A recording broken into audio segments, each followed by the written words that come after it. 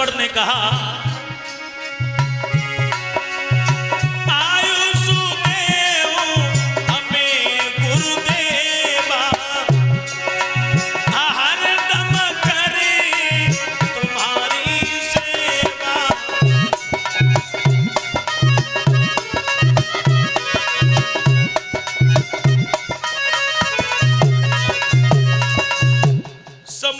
जवाब दिया है कि हमारा भैया लक्ष्मण हमसे कह रहा था कि गुरुजी से कह देना, और हमने जनकपुरी नहीं देखी। इच्छा तो अपनी है, लेकिन लक्ष्मण की तरफ संकेत कर दिया। लेकिन यही तो मर्यादा है, रामायण में जगह जगह मर्यादा है। बड़े भैया के सामने लक्ष्मण बोल नहीं सके। विश्वामित्र बोले ठीक है चलो, अगर तुम्हारे मन में इच्छा है तो चलो हम दिखा के लाते हैं। अब राम लक्ष्मण विश्वामित्र के साथ पहुंच गए, कहां? जनकपुरी में।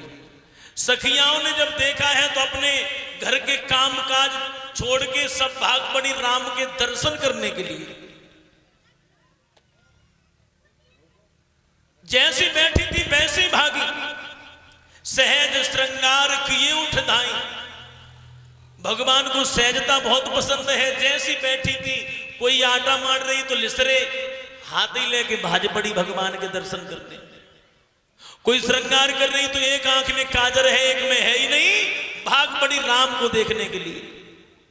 और भगवान को सहजता बहुत पसंद रहे। तुम जैसे भी हो, तुम 2 कौड़ी के हो, लेकिन जैसे भी हो भगवान के सामने चले जाओ तो भगवान की नजरों में तुम करोड़ों के हो।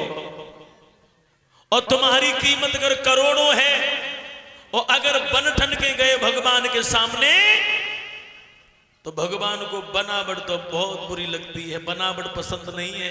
बनावट कौन गई थी बन ठन के? श्रीमती सूपनखा देवी। तो सूपनखा की नाक काटी, नाक कान कटे सूपनखा की। तो यानी भगवान को बनावट पसंद नहीं है। अब इधर राम और लक्ष्मण के दर्शन किए, और राम लक्ष्मण विश्वामित्र के साथ में जनक की रंगभूमि में पहुंचे।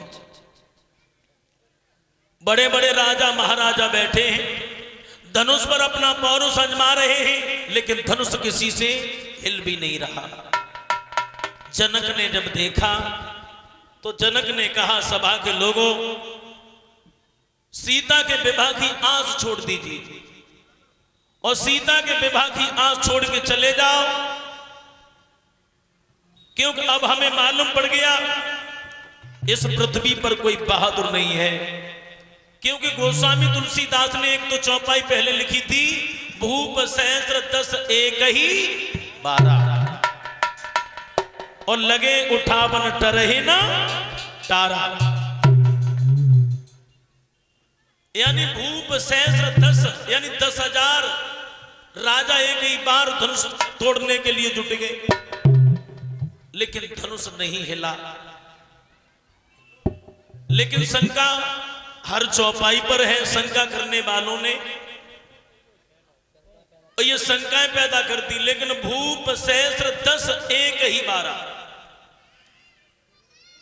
यानी 10,000 राजा उस धनुष पर अपना बल आजमा चुके थे, लेकिन एक राजा को धनुष तोड़ने के लिए केवल एक बार ही अवसर प्राप्त हुआ। एक बार महाराज जनक ने जब देखा सीता अपने हाथ में जयमाल लेकर खड़ी है, तो महाराज जनक ने सीता को अपने गले से लगा लिया। कहा, बेटी, पहले से अगर हमें मालूम होता तो मैं कठिन प्रतिज्ञा नहीं ठानता, लेकिन अब हमें मालूम पड़ गया इस पृथ्वी पर कोई बहादुर नहीं है।